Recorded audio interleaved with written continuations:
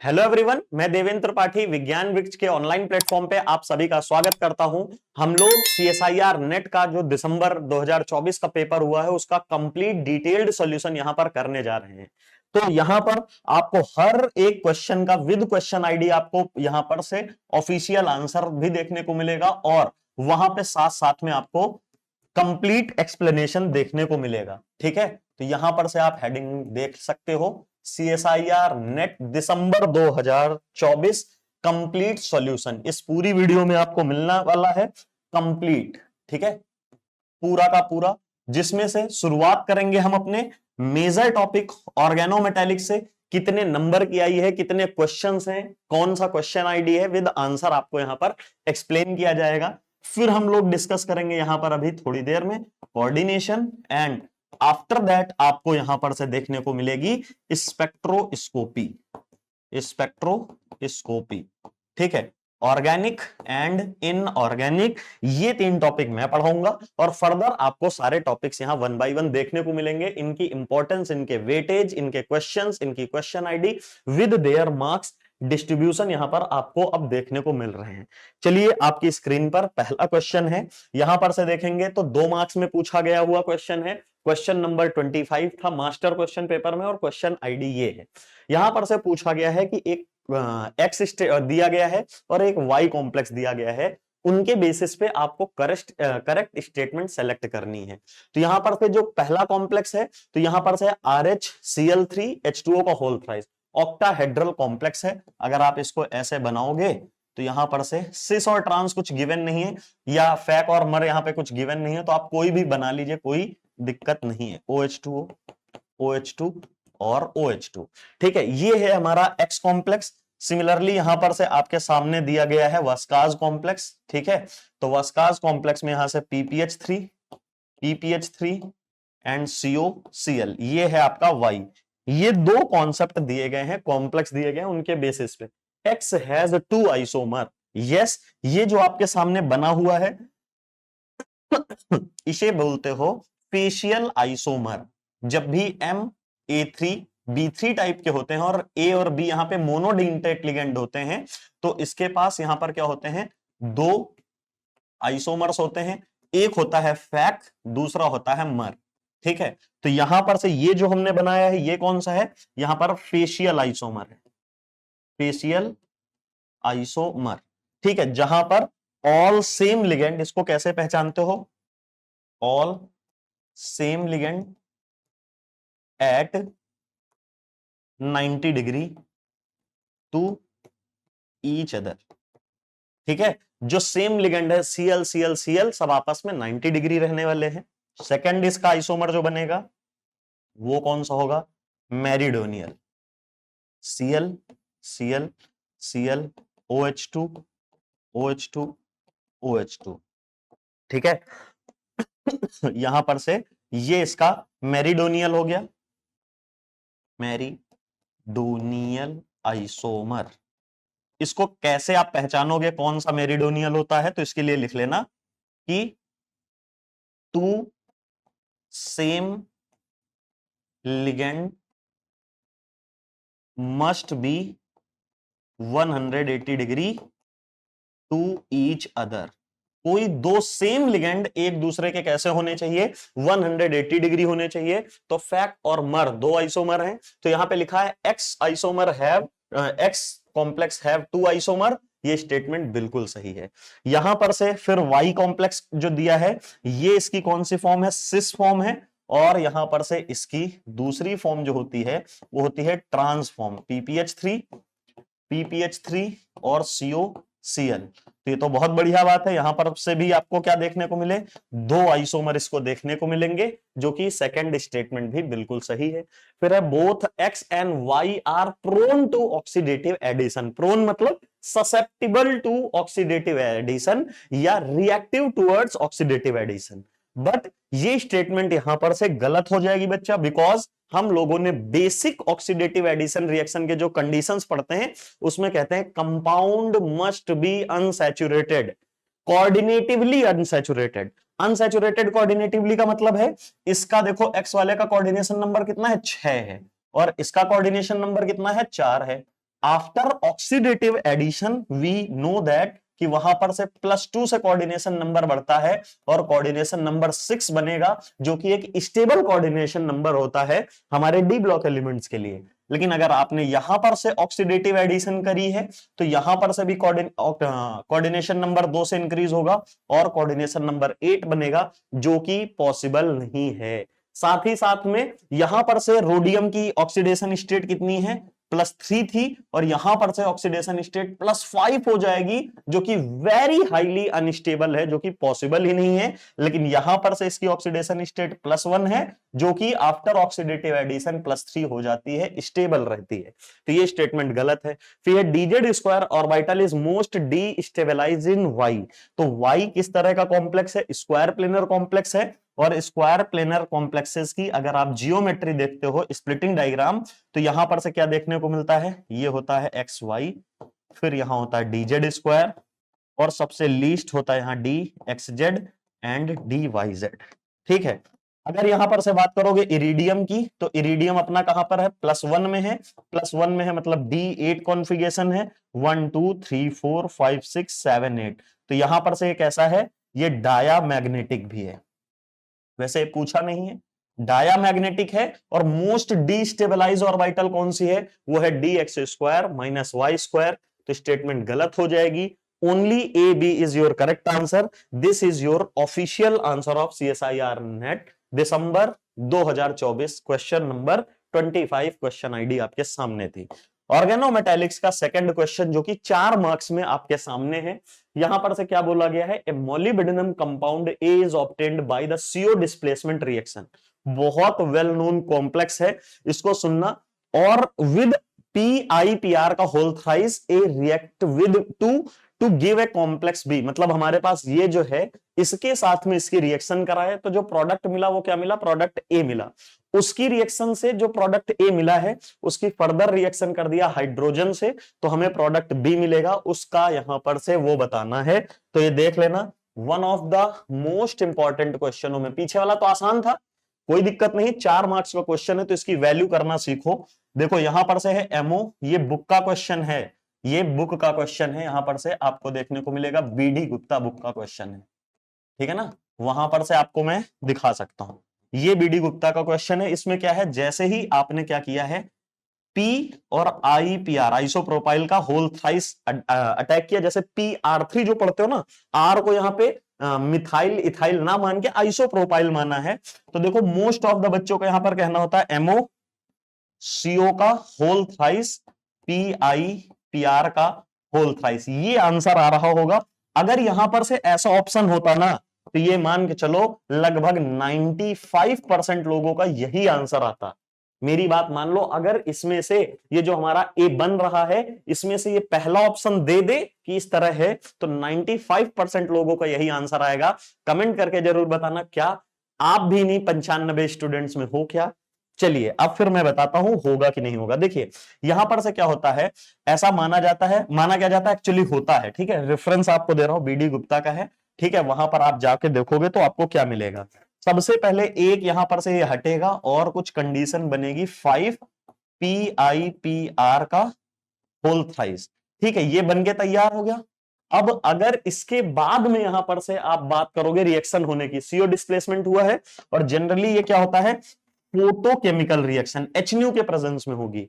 अब अगर इसमें आपने फर्दर HNU डाला, तो देखो ये मैं, अगर मेरे पास जो रेफरेंस है उसको मैं पढ़ के सुना दूं आपको, तो एक बार यहां पर से दिख जाएगा। 1 मिनट रुक जाइएगा, विद पेज नंबर अगर मेंशन होगा। ठीक है, यस यहां पर से है क्या, एमओ के साथ में टंगस्टन के है। 1 मिनट रुकिएगा, इस जगह पे आप अगर देख रहे हो तो यहां पर से ये रेफरेंस मिल गया। ओके, ये है फोटोकेमिकल रिएक्शन। ठीक है, और ये पेज नंबर तो इसमें, हाँ पेज नंबर 66 है, पेज 66 है। और ये 3.5.8 मतलब चैप्टर 3 का सब टॉपिक 5 का 8वां जो पॉइंट है, इस पे जाओगे, पढ़ोगे photochemical substitution, photo chemical substitution. देखो यहां पर से जो ये कॉम्प्लेक्स दिया है एग्जैक्टली सेम है, यहां पर से पी ओ एम ई का होल थ्राइस ये गिवन है। लेकिन अब दूसरा भी एक कॉम्प्लेक्स गिवन है, एक ये है जो कि इसके साथ में रिएक्शन है, और दूसरा है यहां पर से एच न्यू के साथ में यहां पर से अगर कोई वीक लिगेंड अगर डालते हो, वीक लिगेंड कौन सा होगा, जैसे ये आपको पता ना पाई एक्सेप्टर टेंडेंसी, प्लीज एक बार सुन लीजिएगा, बहुत ब्रिलियंट क्वेश्चन है और बहुत ब्रिलियंट आने की भी चांसेस हैं, क्यों है देखिएगा।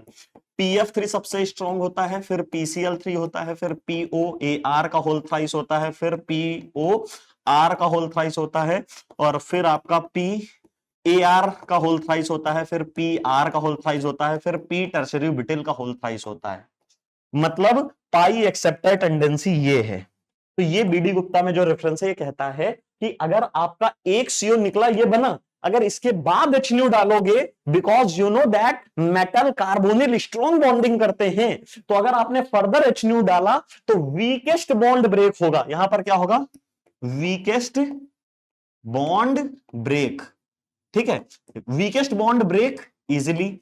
तो यहां पर से मेरे दोस्तों सबसे वीकेस्ट बॉन्ड कौन सा होगा, वो हमारा फॉस्फीन वाला जो लिगेंड है वो होगा यहां पर।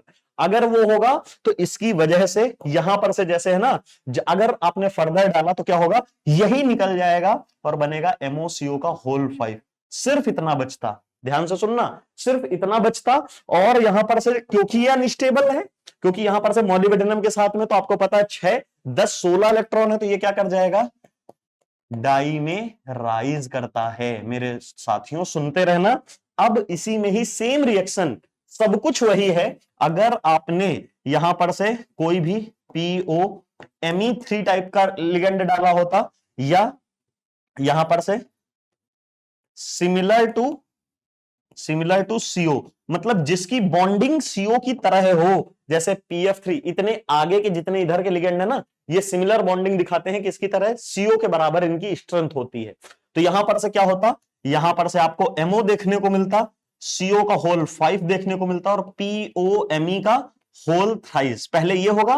फर्दर इसी तरह यहां पर से रिएक्शन चलती जाएगी, वन बाय वन सारे CO यहां पर से हटते जाएंगे, और फाइनली MOPOMe का होल थ्राइस, और यहां पर से इसका होल 6, ये कॉम्प्लेक्स बन जाएगा।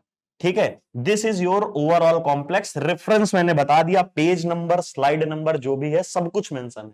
ये ऐसा कब हुआ, कैसे हुआ, जब कोई CO के बराबर स्ट्रॉन्ग लिगेंड अगर आएगा तो सारे CO हट जाएंगे, लेकिन अगर वीक लिगेंड आएगा तो पहले एक को तो सब्स्टिट्यूट कर देगा, लेकिन फर्दर अगर आपने HNU डाला तो वहां से वही हट जाएगा और ये यहां पर बन जाएगा। बट यहां पर से इस क्वेश्चन की तरफ अपनी तरफ बढ़ते हैं, ये बहुत ब्रिलियंट चीज आपको बताई है, सुन लेना।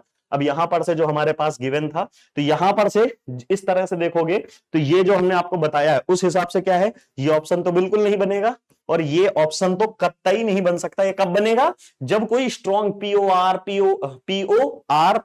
POR मतलब एरोमेटिक रिंग PO PPH3 हो, PCl PF3, तब ये बनेगा, ये तो कभी नहीं बनेगा।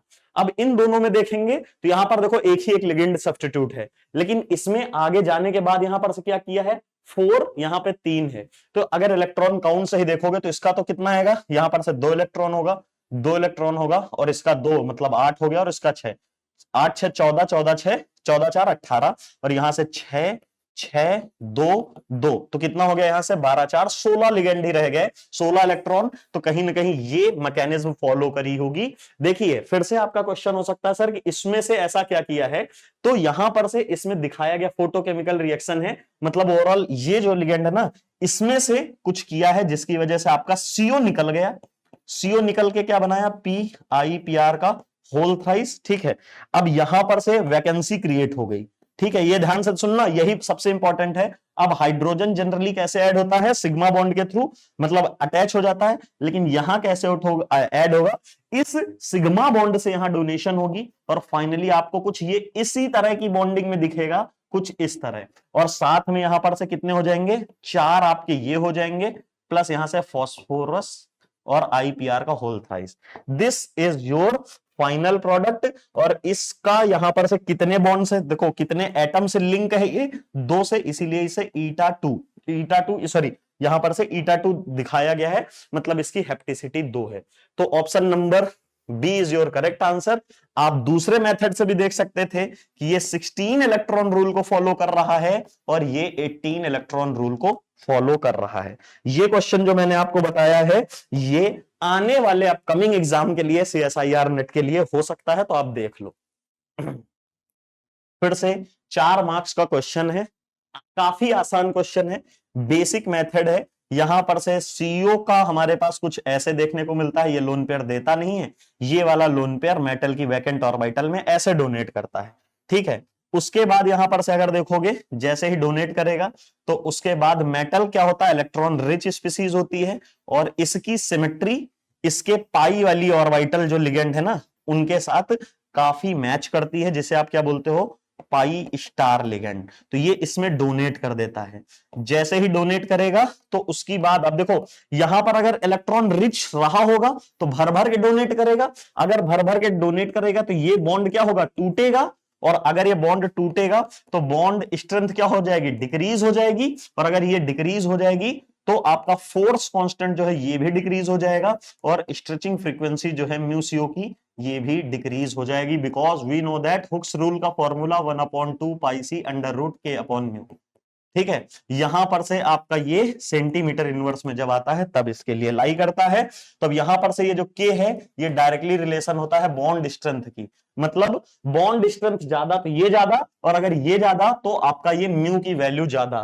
तो अब ध्यान से देखिएगा, मेटल की इलेक्ट्रॉन डेंसिटी इंक्रीजेस, अगर ये इंक्रीज हो रही है तो ये क्या कर रहा है, बॉन्ड स्ट्रेंथ डिक्रीज कर रहा है, डिक्रीज का एरो है, force constant decrease, stretching frequency decrease. अब आपको पता होना चाहिए जो ये लिगेंड है इसे क्या बोलते हो, सीपी लिगेंड बोलते हो, और यहां पर से ये जो लिगेंड है ये क्या होता है, सीपी स्टार होता है, ठीक है। तो इसे क्या कहते हो, वीक पाई एक्सेप्टर, ठीक है, और इसे क्या बोलते हो, वेरी वीक पाई एक्सेप्टर। क्यों, क्योंकि यहां पर से एक और इसका काम होता है इंडक्टिव इफेक्ट से। जैसे मान लो मेटल यहां से जुड़ा, ठीक है, मेटल यहां से जुड़ा, तो ये क्या करता है, इलेक्ट्रॉन डेंसिटी यहां पर से किससे बढ़ाता है, ये मिथाइल ग्रुप लगे होते हैं ना, सारे 5 मिथाइल ग्रुप लगे हैं, तो इसके ऊपर भर भर के इलेक्ट्रॉन डेंसिटी बढ़ाएंगे, जिसकी वजह से ओवरऑल इलेक्ट्रॉन रिच हो जाएगा, ये इलेक्ट्रॉन रिच बनाएंगे। और अगर ये इलेक्ट्रॉन रिच होगा तो इससे जुड़ा हुआ सीओ जो है वो क्या करेगा, ये इसको बैक डोनेशन करेगा, और बैक डोनेशन करेगा तो इसकी बॉन्ड स्ट्रेंथ कम हो जाएगी, फोर्स कांस्टेंट कम हो जाएगा, और म्यू सीओ की वैल्यू डिक्रीज हो जाएगी। क्या रीजन पता चला, तो यहां पर से आपका देखो, इस वाले में सिर्फ 2 सीपी है, इसमें एक सीपी स्टार है, इसमें 2 सीपी स्टार है, मतलब यहां पर से अगर आप लिखना चाहोगे तो अपनी लैंग्वेज में लिख सकते हो, मोस्ट इलेक्ट्रॉन रिच, ये सबसे ज्यादा इलेक्ट्रॉन रिच है, तो इसका क्या होगा, लीस्ट म्यूसियो, सबसे ज्यादा है तो यहां पर से सबसे कम म्यूसियो होगी, बिकॉज उतना ही ज्यादा बैक डोनेशन, उतना ही ज्यादा बॉन्ड टूटेगा, उतना ही बॉन्ड वीक, बॉन्ड स्ट्रेंथ कम, फोर्स कांस्टेंट कम, और स्टिचिंग फ्रीक्वेंसी कम, जो कि क्या है वो इससे मैच कर रहा है।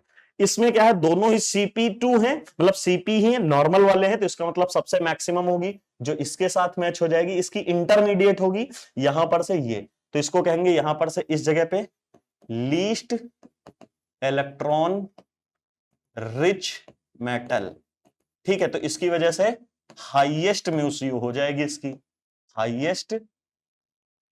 हाईएस्ट म्यूसियो, ठीक है। ऑप्शन मैच कर लोगे तो किसके साथ में होगा, ए का 1 के साथ, बी का 2 के साथ, और सी का 3 के साथ। Option number D is your correct answer. चलिए नेक्स्ट क्वेश्चन आपके स्क्रीन पर है, ये भी 4 मार्क्स में क्वेश्चन पूछा गया है, सिर्फ इसमें मैचिंग करनी है, और इस तरह के क्वेश्चंस को हम लोग इनऑर्गेनिक क्लस्टर्स में पढ़ते हैं, इनऑर्गेनिक क्लस्टर्स, है ना। इनऑर्गेनिक क्लस्टर मेटल के साथ में हैलाइड हो, एसिटेट हो, एल्कोक्साइड ग्रुप हो, उन्हें इनकी जो एमओटी होती है वो कैसे ड्रॉ करते हो, यही इंटरेस्टिंग पार्ट है, इसी से आपका आंसर आएगा, ठीक है। Sigma, pi, delta, delta star, pi star, और सिग्मा स्टार। अब यहां पर से चलिए सॉल्व करते हैं। देखिए अगर आप पहले कॉम्प्लेक्स के लिए सॉल्व करेंगे तो देखो -1 -1 -1 -1 -1 -1, यहां पर से आपको ये हो गया और -1 -1, टोटल कितने हो गए, चार चार यहां पर से -1 है। या एक तरह से देखो है क्या ये ओवरऑल सल्फेट है, एक सल्फेट, दो सल्फेट, तीन सल्फेट और चार सल्फेट, SO4 2 निगेटिव है। तो मैं यहां पर से इसको क्या शॉर्ट में यहां पर से MO2 SO4 का होल 4 और साथ में कॉम्प्लेक्स 4 निगेटिव है क्या। देखो कितना आसान कर दिया, इतने कॉम्प्लेक्स चीज को अब आप हलवा की तरह इसके सॉल्व कर दोगे। अगले का देखो यहां पर से क्या है, यहां पर से HPO3 है, मतलब फॉस्फेट जैसे होता ना, तो फॉस्फेट होता PO3, तो यहां पर से इसने क्या किया HPO3, तो HPO3 के ऊपर चार्ज 2 निगेटिव होता है, तो यहां पर से मैं लिखूंगा MO2 HPO3 का होल 4 और यहां पर से क्या है 2 निगेटिव है। ठीक है, सिमिलरली अगर आप इसमें देखोगे तो क्या है, यहां पर से सल्फेट लगा है, ये सल्फेट है, ये सारे सल्फेट हैं, यहां पर से CMO2 SO4 का होल 4, लेकिन कॉम्प्लेक्स के ऊपर इस बार कितना है, यहां पर से 3 निगेटिव गिवन है। ठीक है, यहां पर से HPO4 ओके नाइस। अब यहां पर से आपको पता है इसको सॉल्व करोगे तो हम कैसे सॉल्व करते हैं, इसको मैं 2x मान लेता हूं, सल्फेट का होता है -2, टोटल है 4, तो -4 से -8, कॉम्प्लेक्स के ऊपर है 4, तो यहां पर ऐसे लिख लूंगा। तो इसको सॉल्व करूंगा, यहां पे x की वैल्यू कितनी आ जाएगी +8 और 8 4 और यहां से 2, ये +2 आ जाएगा वैल्यू। ठीक है, इसके लिए सॉल्व करूंगा तो इसका एक्चुअली में कितना होता है, ऐसे तो -3 होता है, लेकिन एक प्रोटॉन जो है मतलब कहीं ना कहीं ये O निगेटिव जो था इसको न्यूट्रलाइज कर दिया H+ ने, तो अब इसका दो ही निगेटिव बचेगा। तो यहां पर से आपका फर्दर क्या हो जाएगा 2x और माइनस में 2 इसका है, तो यहां पर से 8 इज इक्वल्स टू इसके ऊपर यहां पर से 2 और यहां पर से x की वैल्यू कितनी आ जाएगी, इस जगह से आपकी +3 आ जाएगी। ठीक है, समझ रहे होगे। अब इसमें से निकालोगे तो यहां पर से x इज इक्वल्स टू कितना आ जाएगा +5, 2x इज इक्वल्स टू +5 आ जाएगा। तो एक x की वैल्यू कितनी हो जाएगी 2 और दूसरे x की वैल्यू को हमको +3 रखना पड़ेगा। जब भी ऐसा देखने को मिलेगा तो ये क्रोमियम मोलिब्डेनम टंगस्टन, यहां पर से हम लोग जो देख रहे थे क्रोमियम ग्रुप का है करोड़ मोती वाली, तो यहां पर से कितना होता है 3d5 4s2। सिमिलरली इसका भी मैं लिख सकता हूं, तो यहां पर से क्या हो जाएगा 5d5 6s2। अब क्योंकि यहां पर से सॉरी टंगस्टन का ना, तो 4d5 और यहां से 5s2, क्योंकि यहां पर से +2 में बोला गया है और कितने मेटल हैं 2 हैं, तो यहां पर से मोलिब्डेनम और मोलिब्डेनम इन +2 तो डायरेक्टली मैं यहां पर से 2 इलेक्ट्रॉन उड़ा रहा हूं, तो कितने हो जाएंगे, सॉरी यहां पर से 1 होता है ना, इन सब में 1 S1 S1 S1, जैसे ही D उड़ाऊंगा तो यहां पर से D4 इसका हो जाएगा, D4 इसका हो जाएगा, इसमें +3 में है, तो यहां पर से +3 और इधर भी MO+3 लिखूंगा तो इसमें से क्या आ जाएगा D3 और यहां पर से D3, यहां पर से आपका सिमिलरली +2 वाले में कितना हो जाएगा, यहां पर से D4 और यहां पर से कितना हो जाएगा D3। तो ओवरऑल इनकी इलेक्ट्रॉनिक कॉन्फ़िगरेशन में देखोगे तो 8 इलेक्ट्रॉन आ रहे होंगे, इसमें आपके जो देख रहे होगे तो 6 इलेक्ट्रॉन आ रहे होंगे और इसमें देख रहे होगे तो 7 इलेक्ट्रॉन आ रहे होंगे। अब इनको इसकी एमओटी में फिल करके देखेंगे, तो अगर मैं ए वाले के रिस्पेक्ट में फिल करूंगा तो देखो 1 2 3 4 5 6 7 8, और हमारा बॉन्ड ऑर्डर का फॉर्मूला होता है बॉन्डिंग मॉलिक्यूलर ऑर्बिटल के electron minus anti bonding molecular orbital के इलेक्ट्रॉन अपॉन 2, ये हमारा फॉर्मूला होता है। बॉन्डिंग में कितने इलेक्ट्रॉन गए हैं देखो 8, तो यहां पर से आप 8 प्लेस करोगे है ना, यहां पर से 8 -0 कोई नहीं है अपॉन 2, तो 8 -0 अपॉन 2, तो बॉन्ड ऑर्डर कितना आ जाएगा 4 आ जाएगा। तो यहां पर से मैं ए के लिए bond order is equals to कितना लिखूंगा 4। ठीक है, सिमिलरली बी के लिए अगर आप वैल्यू फिल करोगे तो 6 इलेक्ट्रॉन ही भरोगे, तो यहां पर से ये 2 हटाने पड़ेंगे आपको। बॉन्डिंग में कितने हैं 6, एंटी बॉन्डिंग में 0 अपॉन 2, तो 6 -0 अपॉन 2 6/2 3 आ जाएगा। तो सेकंड वाले का बॉन्ड ऑर्डर यहां पर से कितना आ जाएगा 3 आ जाएगा। सिमिलरली अगर सी वाले को सॉल्व करोगे तो बॉन्ड ऑर्डर इक्वल्स टू 3.5 आएगा, क्योंकि यहां पर से 6 और एक इलेक्ट्रॉन यहां 7 -0/2, तो 3.5 आएगा। क्वेश्चन क्या पूछा था हमसे, कंसीडर द फॉलोइंग टेबल, इसके करस्पॉन्डिंग, तो इसका कितना आ रहा है बॉन्ड ऑर्डर 4 आ रहा है, और ये किसके साथ मैच हो रहा है इलेक्ट्रॉनिक फिलिंग, देखो यहां पर से पहले वाले का डेल्टा में भी तो 2 भर गए थे ना, ये और बॉन्ड ऑर्डर 4 कुछ ऐसे हो गया। सेकंड नंबर पे देखोगे तो सेकंड बी वाले का कितना रहा, बॉन्ड ऑर्डर 3 आ रहा है, और इलेक्ट्रॉनिक कॉन्फ़िगरेशन कैसे थी, कुछ ऐसे वाले से मैच हो रही थी। और उसके बाद देखोगे इसका किसके साथ मैच हो रहा था, एक इलेक्ट्रॉन, और इसका बॉन्ड ऑर्डर 3.5 आ रहा है। तो सिंपली आप इससे मैच कर सकते हो, यहां पर से आंसर क्या आएगा, आंसर आपका बनेगा ए के साथ में क्या है 3, ठीक है, और 3 के साथ में क्या मैच हो रहा है, क्यू, ये हो गया, ठीक है। साथ में बी के साथ में क्या मैच हो रहा है, बी के साथ में 1, और 1 के साथ में यहां पर से पी, और उसके बाद सी के साथ में क्या है 2, और 2 के साथ में क्या है आर। कुछ ये इस तरह का आंसर मैच हो रहा है। तो A3Q B1P और C2R, आंसर नंबर ए आपका सटीक बैठ जाएगा। क्या समझ में आया है, 3 निगेटिव था, यस, ओके, गॉट इट और नॉट।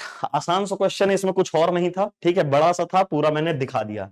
ये रिएक्शन मैकेनिज्म का एक और 4 मार्क्स का क्वेश्चन है, क्वेश्चन नंबर 47 था, क्वेश्चन आईडी ये है मास्टर क्वेश्चन पेपर में। तो इस तरह का क्वेश्चन थोड़ा सा बढ़िया और एनोमलस है। अगर इस तरह का मैं एक दूसरा कॉम्प्लेक्स दिखा दूं, जैसे FeCO का होल 5 है, इसके ऊपर रिएक्शन कराते हो आप NaBH4 की, तो यहां पर से निकलेगा क्या, हाइड्राइड निकलेगा।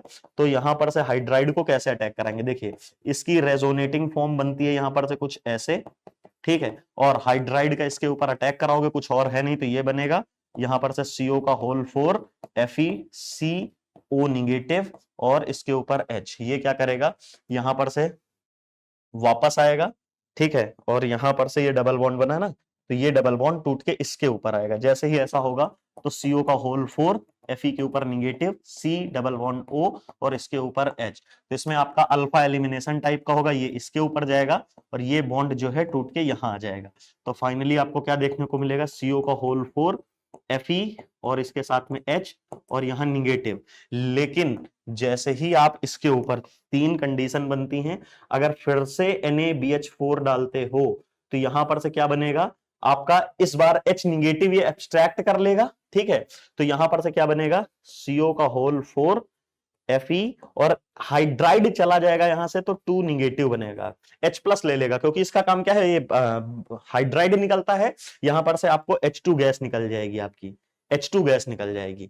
दूसरा यहां पर से क्या डाल सकते हो, OH डाल सकते हो, बेस डाल, जैसे ये किया है NaBH4 डाला है, उसी तरीके से OH का भी वही काम आ जाएगा। यहां पर से अगर आपने H प्लस मतलब कोई भी एसिड डाल दिया, तो क्या बनेगा, FeCO का होल 4 और H2, और कॉम्प्लेक्स हो जाएगा न्यूट्रल। लेकिन अगर इसी के ऊपर आप Mn2 ऑक्सीडाइजिंग एजेंट डाल देते हो, तो क्या होता है, Fe3CO का होल 12 में से कन्वर्ट कर देता है। लेकिन ये नॉर्मल रिएक्शन है, लेकिन जो कॉम्प्लेक्स पूछा गया था ये एक्सेप्शनल है, बिल्कुल एक्सेप्शनल है। कैसे एक्सेप्शनल है, देखिएगा, जैसे यहां पर से मैंने इसकी मैकेनिज्म चलाई थी, ऑलमोस्ट वैसे ही यहां पर भी मैकेनिज्म चलती है, कोई बड़ी बात नहीं है। यहां पर से आपने NaBH4 लिया, इससे आपका हाइड्राइड निकलेगा, इसके ऊपर अटैक होगा, ये ओपन होगा जैसे पीछे हो रहा था।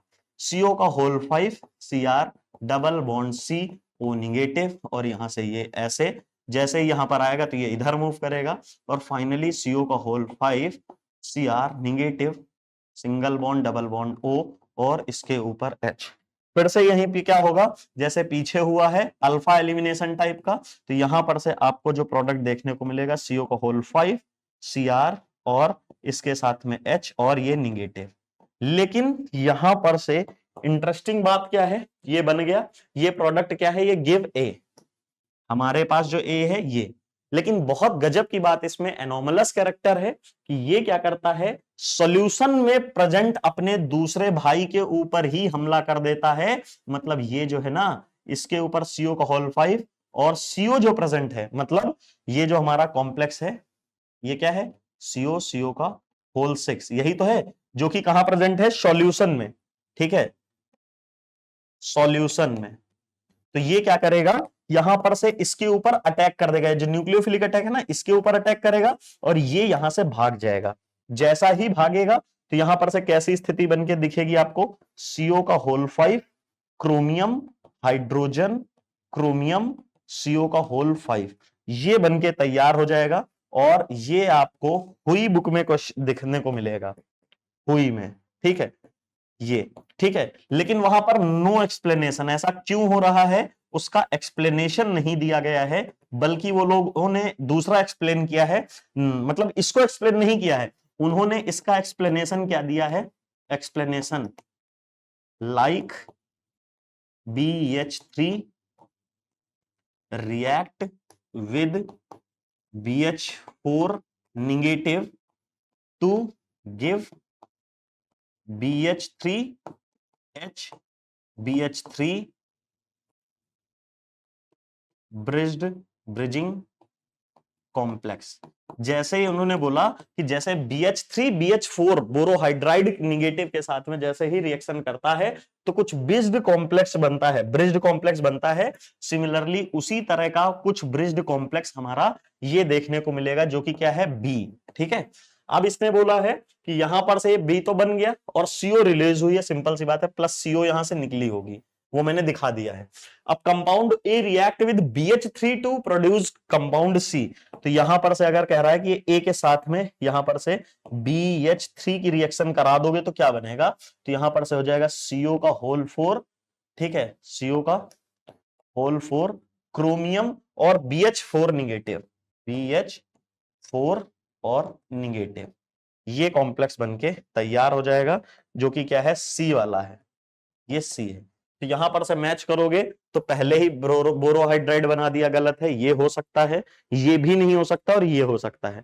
अगले में देखो यहां पर ब्रिजिंग है और 5-5 है, यहां पर भी ब्रिजिंग है 5-5 और निगेटिव चार्ज है, लेकिन यहां पर से क्या है, यहां 5 BH4 है और एक निगेटिव है, यहां क्रोमियम BH4। अच्छा, आइडेंटिकल ऑप्शन हो गया क्या, कुछ कुछ तो गड़बड़ होगा, दोनों एक जैसे कैसे हो सकते हैं, CrCO का होल 5 H निगेटिव, CO का होल 5 CrH CrCO का होल 4 और निगेटिव, एंड CrCO का होल 5 और BH4 निगेटिव। ये आइडेंटिकल ऑप्शन हो गए हैं गलती से मेरे हिसाब से। देखो आइडेंटिकल है क्या, इसमें कुछ 4 होगा, यहां पर से किसी एक में 4 हो गया, कुछ चेंज होगा क्योंकि ये तो आइडेंटिकल ऑप्शन हो गए। ठीक है, 5 और हाइड्रोजन सब कुछ मैच हो रहा है ना, और इसमें CO का होल 5 CrCO का होल 5 निगेटिव एंड CrCO का होल 5 BH4। देखिए यहां पर से 2 आइडेंटिकल ऑप्शन हो गए, आपका जो ऑफिशियल आंसर था वो बी था, यहां पर से कुछ एक चेंज कर लेना है ना, यहां पर से निगेटिव हटा लेना या कुछ कर लेना, तभी आपका आंसर गलत होगा। ऑफिशियल आंसर जो मास्टर पेपर में वो बी था, और प्रोसेस कैसे है वो मैंने आपको सब बता दिया है। देखिए ये अब यहां पर से कोऑर्डिनेशन का कुछ टॉपिक आ गया है, बट यहां पर से आप एक बार देख लीजिएगा, ये सिर्फ इतने ही नहीं, कुछ यहां पर से ऑर्गेनोमेटेलिक्स के पैलेडियम के कपलिंग वाले क्वेश्चंस भी हैं जो कि यहां पर नहीं ऐड हुए हैं, वो आपको हिमांशु से रिएजेंट में करा देंगे। तो यहां पर से वो सिर्फ और सिर्फ क्वेश्चन है, वो जो 2 क्वेश्चन है, मतलब 6 से 8 नंबर का पेपर और भी आपका ऑलरेडी कराया जाएगा। तो यहां पर से एक ये 2 मार्क्स का क्वेश्चन और ये 4 का एक, 6 4 10 और 10 4 यहां से 14 और 14 4 यहां से 18 मार्क्स का क्वेश्चन तो आपके सामने है, और 6 मार्क्स का क्वेश्चन जो है, सॉरी 8 मार्क्स का क्वेश्चन वो आपको पैलेडियम जो कपलिंग रिएक्शंस हैं, उसमें ऑक्सीडेटिव एडिशन रिएक्शन मैकेनिज्म वगैरह भी हुई है, लेकिन वो कपलिंग रिएक्शन रिएजेंट में सर कराते हैं तो वो आपको करा देंगे। तो ये है ऑर्गेनोमेटेलिक्स की इंपॉर्टेंस, और कैसे क्वेश्चन आते हैं उनको भी देखना है।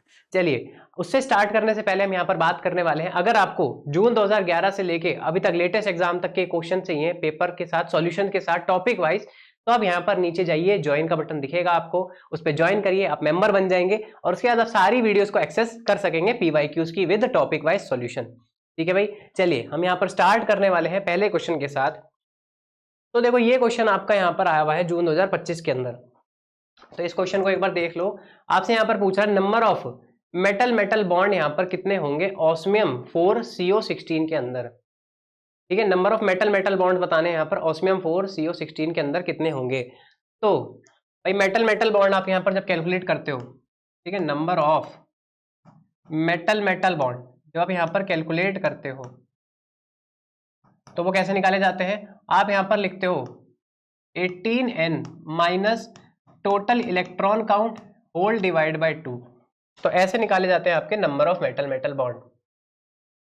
तो N क्या है यहाँ पर, कितने नंबर ऑफ मेटल सेंटर यहाँ पर है, ठीक है, नंबर ऑफ मेटल सेंटर्स, ठीक है, तो नंबर ऑफ मेटल्स यहाँ पर आपको यूज करने हैं, तो बस खत्म बात, यहाँ पर कुछ बचा ही नहीं है।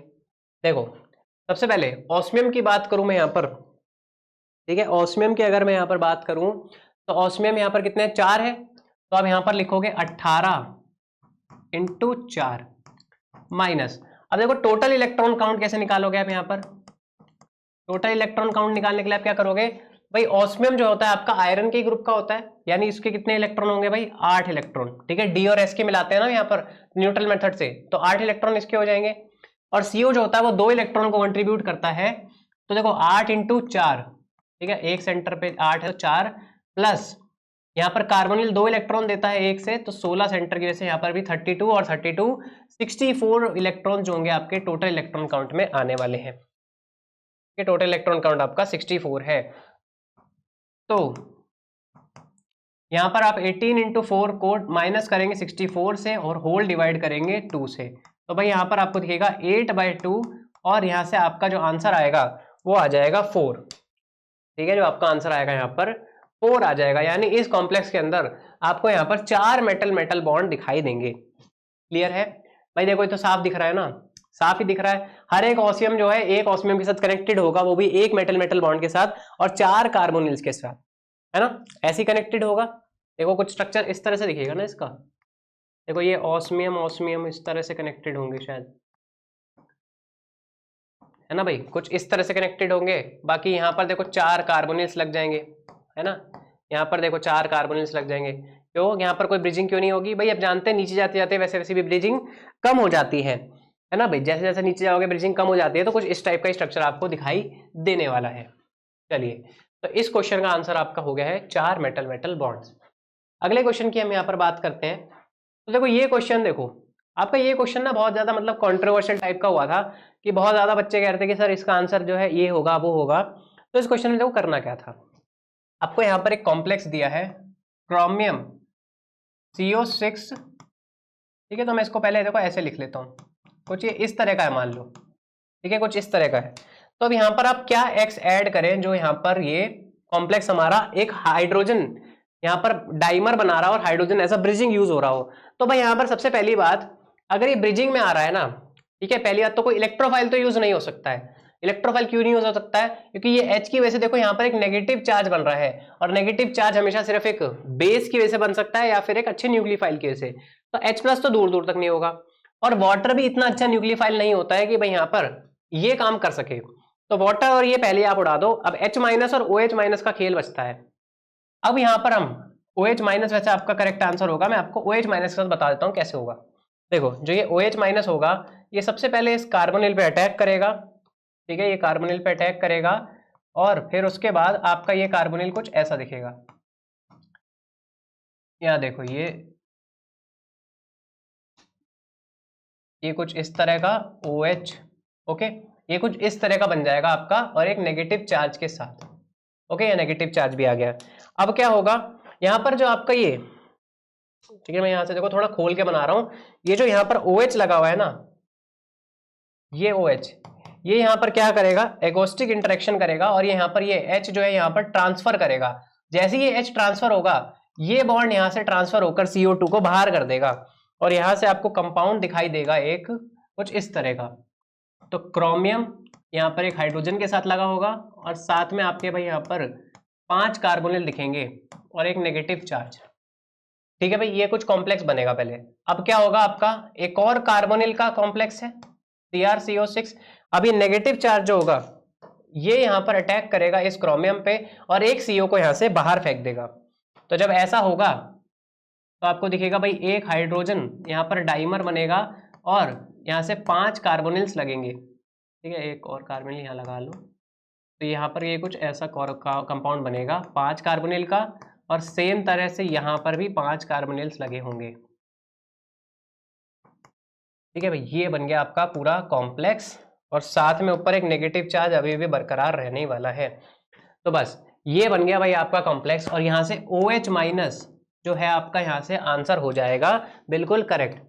अब देखो H- अगर आप यहाँ पर यूज करते ना, अगर आप H- यहाँ पर यूज करते, तो यहाँ से ना आपका फॉर्माइल ग्रुप बन जाता है ये।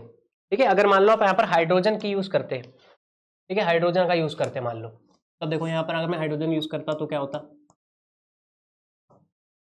तो यहाँ पर आपका ये CO+, H- अगर आप यूज करते तो ये कार्बोनिल पे अटैक करता, कार्बोनिल पे अटैक करके ये फिर एल्डिहाइड बना लेता, ये कुछ ऐसा एल्डिहाइड बना लेता।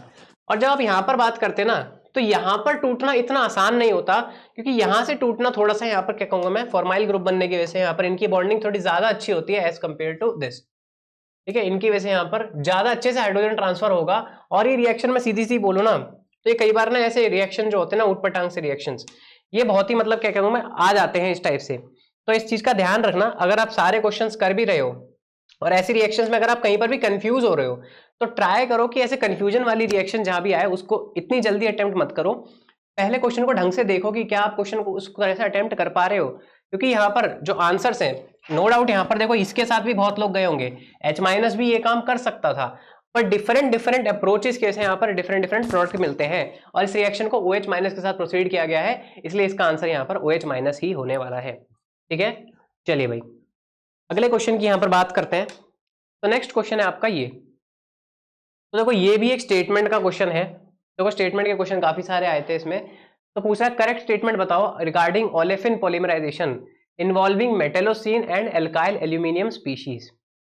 तो पहली स्टेटमेंट वो कह रहा है कि ट्रेस अमाउंट ऑफ वाटर डालने की वजह से एक सिग्निफिकेंट इंक्रीज होता है इथाइलिन पॉलीमराइजेशन में, जो कि उसका रेट बढ़ा देता है वो, ठीक है, किसका, Cp2 TiETCl का।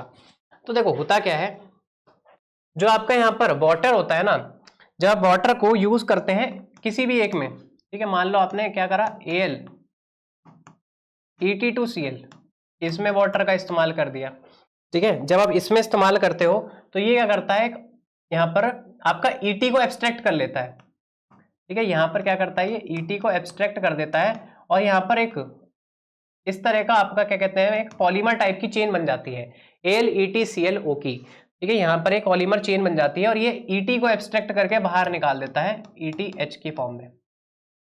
आई बात समझ में, जब आप ऐसा करते हो तो इसमें Et जो है बाहर निकल जाता है। और जब आप यहाँ पर बात करते हो किसकी, इसी कॉम्प्लेक्स के अंदर जब आप TiCp2, ठीक है, TiCp2EtCl, जब आप यहां पर बात करते हो ना, तो यहां पर भी जब H2O को डालोगे तो यहां से भी क्या करेगा, ये Et को एब्स्ट्रैक्ट कर लेगा, और Et एब्स्ट्रैक्ट करने की वजह से यहां पर इसकी कैटायनिक फॉर्म में कन्वर्ट हो जाता है, ठीक है, TiCp2Cl, ठीक है भाई। यहां पर क्या होगा, इसकी कैटायनिक फॉर्म में कन्वर्ट हो जाएगा, और ये किसकी वजह से हुआ है, जो आपने इसके अंदर ये चीज को डाला है, ठीक है। यहां पर मैं क्या लिखूंगा, इसका नाम जो होता है आपका होता है, देखो इसका नाम होता है आपका एल्यूमिनाई ऑक्सीन, ठीक है, एल्यूमिनाई ऑक्सीन।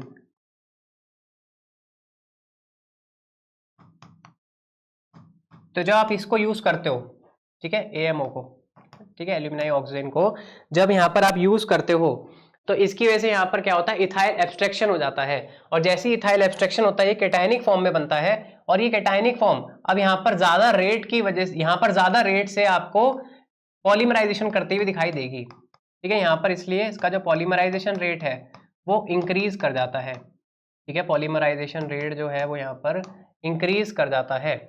ये बात समझ में आ गई। तो पहली स्टेटमेंट बिल्कुल करेक्ट कह रहा है वो। दूसरी स्टेटमेंट देख लो भाई, देखो सेम चीज जो आपने यहाँ पर ऑक्सीजन यूज कराई है, देखो मेरी बात समझना, जो आपने ये ऑक्सीजन यूज करा है ये क्या कर रहा है, ET को एब्स्ट्रैक्ट कर रहा है, ये कर रहा है ET को एब्स्ट्रैक्ट कर रहा है ताकि ये वापस इसी फॉर्म में चला जाए, यही तो करेगा ना भाई, ET को एब्स्ट्रैक्ट कर रहा है, मतलब आपने एक तरह से इसको कैटलिस्ट की फॉर्म में बना दिया वाटर डालने की वजह से, तो यहाँ पर कैटलिस्ट की तरह काम कर रहा है, ET को एब्स्ट्रैक्ट करके इसे पॉलीमराइजेशन का रेट बढ़वा रहा है। अब मैं ये कह रहा हूं कि सेम चीज यहां पर भी आपको क्या है, ऑक्सीजन दिख रहा है कुछ, मिथाइल एल्यूमिनाई ऑक्सीजन, यहां पर पहले में क्या था, इथाइल वाला है, ठीक है, यहां पर क्या है, ये इथाइल एल्यूमिनाई ऑक्सीजन, अब क्या है, मिथाइल, बस इथाइल की जगह मिथाइल लगा दो, सेम वही कंपाउंड है। तो मिथाइल जो होगा यहां पर ये भी सेम यही काम करेगा, यहां पर ये भी क्या करेगा, इस वाले कॉम्प्लेक्स से, ठीक है, ये वाला तो ए स्टेटमेंट थी, तो ये वाला क्या करेगा भाई, Cp2 जर्कोनियम, ये मिथाइल 2 है, इसमें भी जब ये मिथाइल एल्यूमिनाई ऑक्सीजन, ये यहां पर क्या करेगा, ये यहां पर इस मिथाइल को एब्स्ट्रैक्ट कर लेगा, ठीक है, ये वाला जो है इस वाले एक मिथाइल को एब्स्ट्रैक्ट करके यहां पर इसको Cp2 जर्कोनियम मिथाइल कैटायन इसकी फॉर्म में कन्वर्ट कर देगा, और ये सेम चीज आपको यहां पर भी रेट बढ़ाती हुई दिखाई देगी। तो इसलिए इसको भी मैं क्या कहूंगा, ऐसा एक्टिवेटर यूज कर रहे हैं हम इसे, ठीक है। ये जो हमने कैटलिस्ट यूज करा है ना, ये वाला समझना, ये जो कैटलिस्ट यूज कर रहे हो इसके लिए यहाँ पर एक तरह से ये एक्टिवेटर का काम कर रहे हैं दोनों। ये वाले को आपने पहले एक्टिवेट करवाया है पानी डालकर, और ये वाला ऑलरेडी एक्टिवेट है, ये सीधा क्या करेगा, यहाँ से मिथाइल को एब्स्ट्रैक्ट कर लेगा। आ रही बात समझ में? तो बस ये आपके दोनों स्टेटमेंट करेक्ट हैं, तो ए और बी बिल्कुल करेक्ट है। तो पहले तो डी को उड़ा दो। चौथी बात करते हैं पहले, ठीक है। वैसे तीसरी बात भी कर लो, कोई फर्क नहीं पड़ता, क्योंकि यहाँ पर ऑप्शन सारे एक जैसे ही हैं। तो थर्ड वाली बात करते हैं। थर्ड में देखो क्या कह रहा है कि जो ये बोरोन का जो ये बनाया है ना यहाँ पर इसने फिनाइल के साथ यहाँ पर 5 फ्लोरीन लगाकर, वो कह रहा है कि एक्टिवेटर है यहाँ पर ये Sp2 जिरकोनियम मिथाइल का। तो भाई यहाँ पर ये भी बात बिल्कुल करेक्ट है, क्योंकि आपका जो ये जिरकोनियम Sp2 वाला है ना ये, ठीक है, मैं इसी के अंदर बता देता हूँ। तो जब आप बोरेन का इस्तेमाल करोगे यहाँ पर C6F5 के साथ, तो ये क्या है, एक बहुत अच्छा लुईस एसिड है। ये जो बोरोन वाला जो कंपाउंड बना है ये बहुत अच्छा लुईस एसिड है, क्योंकि इसके साथ बहुत सारे फ्लोरीन वाले कंपाउंड लगे हुए हैं। ये जो फिनाइल लगा है ना, ये 5 फ्लोरीन के साथ, ये जो 5 फ्लोरीन के साथ फिनाइल लगा है, ये इसकी यहाँ पर लुईस एसिडिटी बढ़ा रहा है। तो ये क्या करेगा, यहाँ से मिथाइल को एब्स्ट्रैक्ट बड़े आराम से कर लेगा। ये जो मिथाइल है यहाँ पर इसके अंदर डोनेट करेंगे, अपने आप को एब्स्ट्रैक्ट करा लेगा, और ये भी यहाँ पर Sp2 जिरकोनियम मिथाइल केटायन की फॉर्म में कन्वर्ट हो जाएगा, ठीक है भाई। इसीलिए यहाँ पर ये भी बहुत अच्छा एक्टिवेटर कहलाएगा इसके लिए। तो ऑप्शन सी भी बिल्कुल करेक्ट स्टेटमेंट कह रहा है वो। तो यहाँ से सी को उड़ा दो। ए, बी और सी ये तीनों स्टेटमेंट अभी तक बिल्कुल करेक्ट जा रही है। अब वो देखो चौथी स्टेटमेंट, देखो ये क्वेश्चन थोड़ा टफ हो गया है। क्यों? क्योंकि यहाँ पर ऑप्शन एलिमिनेशन से काम ही नहीं चल रहा है। आप यहाँ पर ऑप्शन एलिमिनेशन से काम ही नहीं कर सकते। तीनों स्टेटमेंट पता है, तो अब इसके बाद बी ऑप्शन भी ऐसा दे रखा है, तो मतलब आपको चारों स्टेटमेंट पता होनी चाहिए, वरना ये ऑप्शन में काम आपका गलत हो ही जाएगा। अब वो कह रहा है जो टर्मिनेशन स्टेप होता है पॉलीमराइजेशन का, वो बीटा हाइड्राइड एलिमिनेशन की वजह से होता है। तो देखो ये तो सीधी सीधी बात है, तो आपने पढ़ा भी होगा, है ना, ये तो आपने पढ़ा भी होगा। तो जब भी आपकी कोई रिएक्शन होती है, मान लो कुछ इस तरह की, मेटल CH2 ऐसे करके आगे CH2 CH3, और ये N फॉर्म में है, ठीक है, N फॉर्म में, मतलब ये CH2 जो है आगे तक जा रहे हैं, ठीक है। नहीं तो मैं इसको ऐसे लिख लेता हूँ, ये कुछ इस तरह से है, मान लो ये इस तरह का है। तो अब यहाँ पर कैसे रुकती है ये, जब आपका ये अल्फा और ये बीटा पोजीशन से एक हाइड्रोजन जो है यहाँ पर ट्रांसफर होता है, और यहाँ से बीटा एलिमिनेशन होती है, यानी ये मेटल जो है यहाँ पर हाइड्रोजन बन जाता है, और ये यहाँ से ये CH2 डबल बॉन्ड CH2N, यहाँ से CH3, ये मॉलिक्यूल यहाँ से बाहर निकल जाता है। और ये किसकी वजह से हुआ है भाई, यहाँ पर बीटा हाइड्रोजन एलिमिनेशन की वजह से तो हुआ है। तो भाई बीटा हाइड्राइड एलिमिनेशन ही होता है आपका जो टर्मिनेट करता है इस पॉलीमराइजेशन को, ठीक है। तो बीटा हाइड्राइड एलिमिनेशन ही यहाँ पर इस चीज को टर्मिनेट करता है। तो ये बात भी बिल्कुल करेक्ट कह रहा है, यानी ए, बी, सी और डी सारी स्टेटमेंट ठीक है, इसलिए ऑप्शन नंबर ए आपका करेक्ट आंसर होगा। समझ आ गई? तो ये चारों स्टेटमेंट बिल्कुल करेक्ट है, इसलिए आपका आंसर ऑप्शन ए होने वाला है। तो देखो ए, बी और सी ये तीनों स्टेटमेंट बिल्कुल एक जैसी थी, बस रोल पता होना चाहिए आपको। अगर रोल पता है तो ये तीनों स्टेटमेंट तो एक जैसी थी। चौथी स्टेटमेंट भाई आपको पता होती है, ये तो मतलब जिगलर नाटक एटलीस्ट को आप बहुत बार पढ़ चुके होते हो, तो इसलिए चौथी स्टेटमेंट मैं मानता नहीं हूँ कुछ ज्यादा मुश्किल पूछी थी, लेकिन हाँ ये तीनों स्टेटमेंट आपको पता होनी चाहिए, इसके बिना आपका आंसर नहीं हो सकता था, ठीक है। चलिए अगला क्वेश्चन यहाँ पर हम देखते हैं।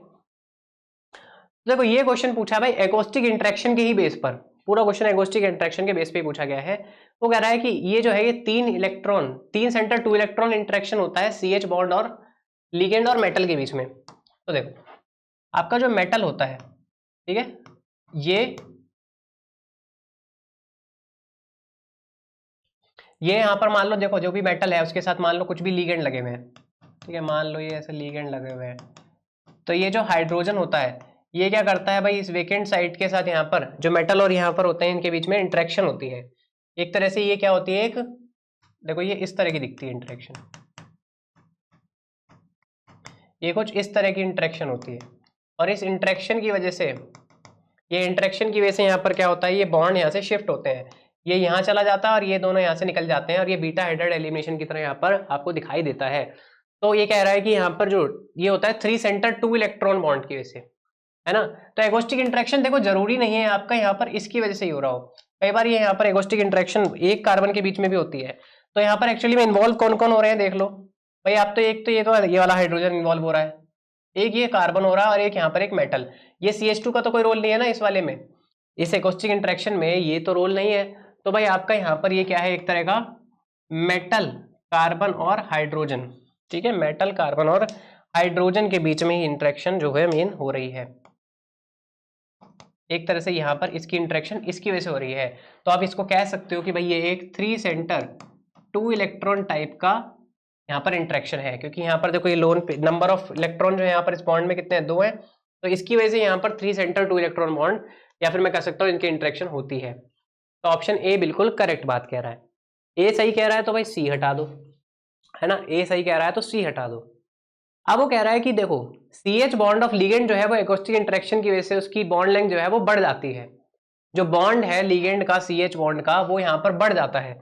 तो भाई सीधी सीधी बात है ना, जब यहाँ पर बॉन्ड और बॉन्ड के इलेक्ट्रॉन जो है यहाँ पर इनको इंटरेक्ट कराओगे किसी मेटल के साथ, तो ऑब्वियस बात है जो यहाँ पर ये सिंगल बॉन्ड था अब ये यहाँ पर पार्शियल बॉन्ड में कन्वर्ट हो जाएगा, है ना, ये पार्शियल बॉन्ड बन जाएगा, सिंगल से ये पार्शियल बॉन्ड में कन्वर्ट होना स्टार्ट हो जाएगा। और जब ऐसा होगा तो आपका बॉन्ड ऑर्डर कम होने की वजह से क्या होगी, स्ट्रेचिंग फ्रीक्वेंसी भी कम हो जाएगी, क्योंकि जो स्ट्रेचिंग फ्रीक्वेंसी होती है ये किस पे डिपेंड करती है, आपका फोर्स कांस्टेंट, जो कि डिपेंड करता है डायरेक्टली बॉन्ड ऑर्डर पे।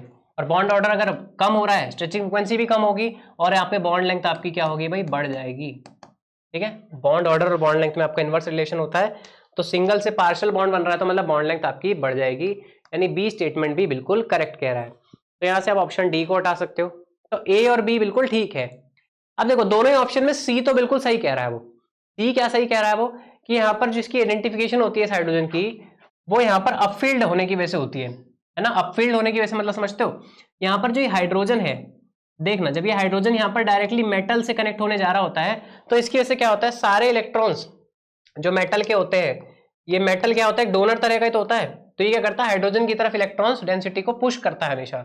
इसकी वजह से जो आपका डेल्टा होता है वो कभी भी यहाँ पर डाउनफील्ड साइड नहीं आता है, वो हमेशा या तो बहुत ही ज्यादा जीरो के क्लोज आता है, क्लोज टू जीरो होता है, या फिर कई बार ये नेगेटिव तक में चला जाता है ना। इसलिए यहाँ पर आप कहते हो इसको कि अपफील्ड है फिर, और इसको आप आराम से पहचान सकते हो क्योंकि ये बिल्कुल ही अलग चमक जाएगा, ये हाइड्रोजन बिल्कुल अलग दिखेगा कि हाँ ये जीरो के आसपास है या तो बिल्कुल ही नेगेटिव में चला जाता है ये, क्योंकि मेटल से आप डायरेक्टली कनेक्टेड कभी भी देखोगे तो आपको ऐसा ही दिखाई देगा। तो देखो दोनों में सी है तो ये तो बात ही खत्म हो गई। डी की बात करते हैं। वो कह रहा है कि CH बॉन्ड का यहाँ पर pKa कम हो जाता है ना, pKa कम हो जाता है। अरे भाई सीधी सीधी देखो यहाँ से बात समझ आ रही है मुझे कि जब ये बॉन्ड जो है लंबा हो गया है ना, जब ये बॉन्ड जो है पहले यहाँ से हल्का था, मतलब सिंगल बॉन्ड था, अभी क्या है सिंगल से पार्शियल बॉन्ड बन गया है, तो बॉन्ड क्या है यहाँ पर वीक हो गया है, इलेक्ट्रॉन जब चले जाएंगे इस बॉन्ड के तो वीक हो जाएगा। अगर बॉन्ड वीक हो रहा है तो यहाँ पर CH जो है आराम से बॉन्ड टूट जाएगा, और CH का बॉन्ड अगर आराम से टूट गया तो इसकी Ka की वैल्यू बढ़ जाएगी, यानी इसकी एसिड डिसोसिएशन कांस्टेंट बढ़ जाएगी। और आप ये जानते हो कि Ka और pKa के अंदर आपका इनवर्स रिलेशन होता है ना, Ka और pKa में आपका इनवर्स रिलेशन होता है। तो अगर Ka बढ़ेगा तो pKa सीधी सीधी बात है कम होने वाला है, और यही बात वो बोल रहा है ऑप्शन यानी स्टेटमेंट डी के अंदर। यानी यहाँ पर देखो चारों स्टेटमेंट अगेन बिल्कुल करेक्ट है, तो आंसर आपका ऑप्शन ए हो गया। ठीक है भाई, ऑप्शन ए आपका यहाँ से करेक्ट आंसर हो जाएगा। चलिए भाई ये है आपका अगला क्वेश्चन। तो देखिए अब तक हमने यहाँ पर काफी सारे क्वेश्चन कर लिए हैं। ये देखो आपको अगेन एक और क्वेश्चन दिखाई दे गया है बीटा हाइड्राइड एलिमिनेशन के ही ऊपर। तो देखो इस क्वेश्चन में आपसे क्या बोल रहा है, वो कह रहा है कि लिस्ट 1 जो है वो मेटल एल्काइल कॉम्प्लेक्सेस की है, और जो दूसरी तरफ है वो यहाँ पर रीजन दे रखे हैं कि क्यों ये बीटा हाइड्रोजन एलिमिनेशन नहीं करने वाले हैं। बीटा हाइड्राइड एलिमिनेशन ना करने की रीजंस क्या होने वाले हैं ये आपसे पूछा है। तो देखो ये क्वेश्चन तो सबसे इजी होगा। क्यों इजी होगा भाई, देखो ए जो है वो यहाँ पर चारों में अलग अलग है, मतलब अगर आपको ए पता है तो भाई आप यहाँ पर आराम से इस क्वेश्चन को खत्म कर देंगे। तो वो एक ए वाला आपको बड़े आराम से क्यों बता दूं मैं, क्यों, क्योंकि देखो ये वाला क्वेश्चन ना, ये वाला जो आपका मॉलिक्यूल होता है, ये वाला कॉम्प्लेक्स जो होता है ये आप हमेशा पढ़ते हो। इस टाइप का तो एग्जाम्पल आप पढ़ के ही आते हो कि भाई ये आपका अल्फा पोजीशन होती है, ये आपकी बीटा पोजीशन होती है, और इस बीटा पोजीशन पे जो ये हाइड्रोजन्स लगे होते हैं ना, ये यहाँ पर जब आप इसकी बीटा हाइड्रोजन एलिमिनेशन कराने की कोशिश करते हो तो ये ट्रांजिशन स्टेट है वो प्लेनर नहीं होती है। यहाँ पर जो ट्रांजिशन स्टेट है बीटा हाइड्रोजन एलिमिनेशन के लिए वो प्लेनर होनी जरूरी है। अगर प्लेनर नहीं बन रही है तो आप यहाँ से हाइड्रोजन एलिमिनेशन नहीं करा पाओगे बीटा वाले। तो यहाँ पर प्लेनर ना बनने की वजह से आप कह रहे हो कि इसका आंसर होगा ए, बिल्कुल पी के साथ मैच कर रहा है। ये प्लेनर नहीं बन रही है यहाँ पर ट्रांजिशन, तो ए और पी मैच करेगा, इसलिए ऑप्शन ए ही यहाँ पर खत्म हो गया। बस इतनी सी बात पता है भाई, आपका ऑप्शन ए ही खत्म हो गया। बाकी अगर आप मान लो, अगर आपको मान लो चलो ये नहीं मालूम था, एक और ऑप्शन से बता देते हैं। आप यहाँ पर क्या बोलते हैं, देखो ये जो डी वाला है यहाँ पर, ये अल्फा पोजीशन और ये बीटा पोजीशन, और इस बीटा पोजीशन पे कोई हाइड्रोजन ही अवेलेबल नहीं है, ठीक है, नो हाइड्रोजन, कोई हाइड्रोजन अवेलेबल नहीं है, तो भाई यहाँ से निकालोगे क्या, तो डी जो है वो कह रहा है कि लैक ऑफ बीटा हाइड्रोजन, यानी डी जो है वो सी के साथ मैच करेगा, और एक ही जगह दिख रहा है मुझे जहां पर डी और सी मैच कर रहे हैं, है ना, डी और सी आपस में मैच करते हुए मुझे एक ही जगह दिख रहे हैं। अच्छा आप किसी से भी निकाल सकते हैं तो मुझे लग रहा है, हाँ चारों स्टेटमेंट्स में चारों चीजें अलग हैं, अरे आराम से हो जाता है, तो मतलब किसी भी एक का पता होता तो आपका यहीं से काम खत्म हो जाता।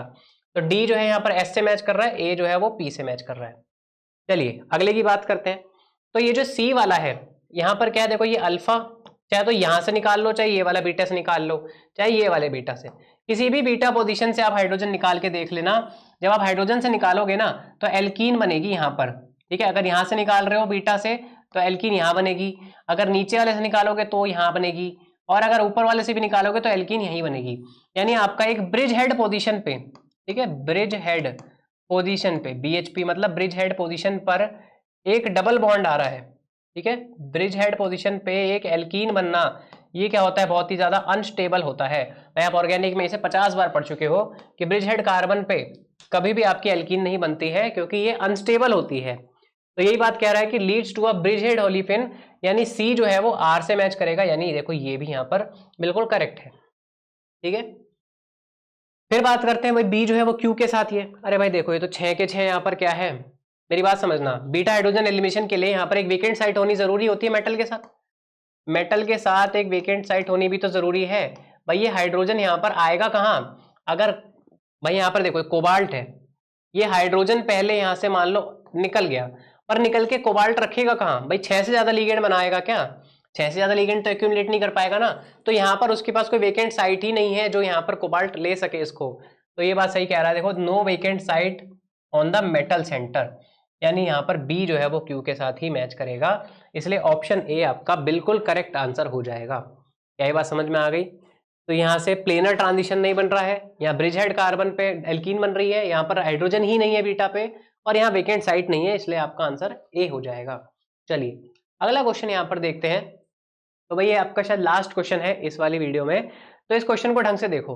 वो आपसे कह रहा है कि जो मेजर प्रोडक्ट बनेगा यहाँ पर वो क्या बनने वाला है इस रिएक्शन के अंदर।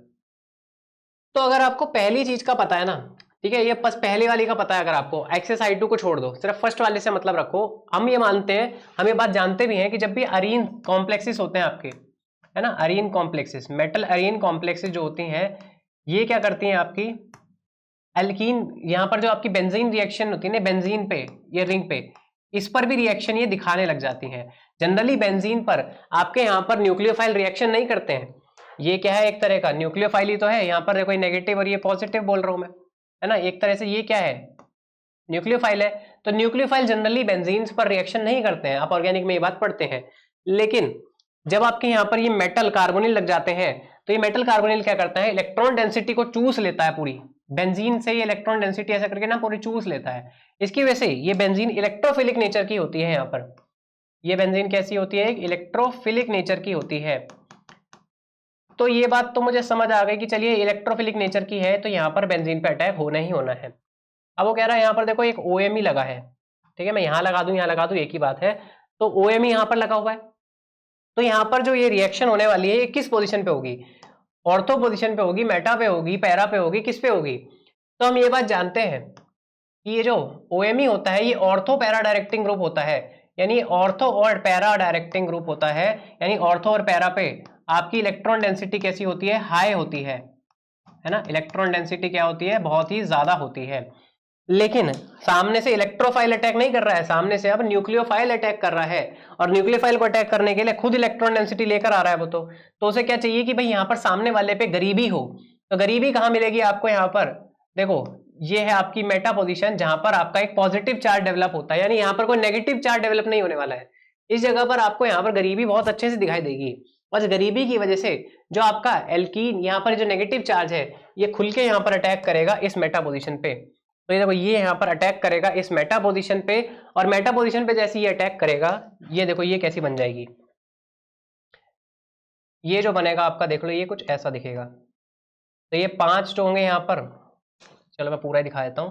पहले तो ये डबल बॉन्ड में ऐसा दिख रहा होगा, ठीक है, ये डबल बॉन्ड में कुछ ऐसा दिख रहा होगा।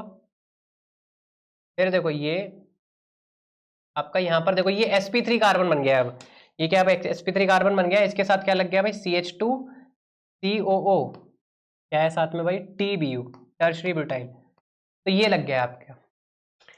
अब देखो यहाँ पर क्या होगा, नेगेटिव चार्ज, जैसे यहाँ अटैक करा होगा इस बेंजीन पे, ये डबल बॉन्ड जो होगा यहाँ से ब्रेक होकर नेगेटिव चार्ज दे देगा, और नेगेटिव चार्ज आपको यहाँ दिखाई दे रहा है। अब ये नेगेटिव चार्ज यहाँ पर एक तरह से क्या बना लेगा, इनाइल ग्रुप बना लेगा, है ना, इसे क्या कर लेगा, ये इनाइल ग्रुप में कन्वर्ट कर लेगा। तो मैं इसको यहाँ से ऐसे ना लिखकर डायरेक्टली अगर ऐसे भी दिखा दूं तो कोई दिक्कत नहीं है ना। तो एक तरह से अब यहाँ पर इसके थ्रू डोनेशन होने वाली है क्रोमियम CO3, ठीक है, ये कुछ इस तरह से होगा, ये OMe यहाँ पर, समझ आ गई भाई, ओके। अच्छा यहाँ लगा दिया मैंने, तो OMe आपका एक सेकेंड यहाँ लगेगा, ठीक है, OMe यहाँ पर लगेगा मेटा पोजीशन पे आपका। तो यहाँ पर इतना तो समझ आ गया, ये यहाँ पर होने वाला है। अब इसके बाद देखो ये एक्सेस I2 जो दिया है, ये क्या करेगा, बस यहाँ पर इस क्रोमियम CO3 को यहाँ से रिमूव कर देगा और इसे वापस से बेंजीन में कन्वर्ट कर देगा, बस इसका इतना ही काम है, ठीक है। एक्सेस I2 जो यहाँ पर दिया है ना, ये यहाँ पर इसे अगेन बेंजीन में कन्वर्ट कर देगा और इस क्रोमियम वाले सॉल्ट को बाहर निकाल देगा, इतना इसका यहाँ पर काम होता है।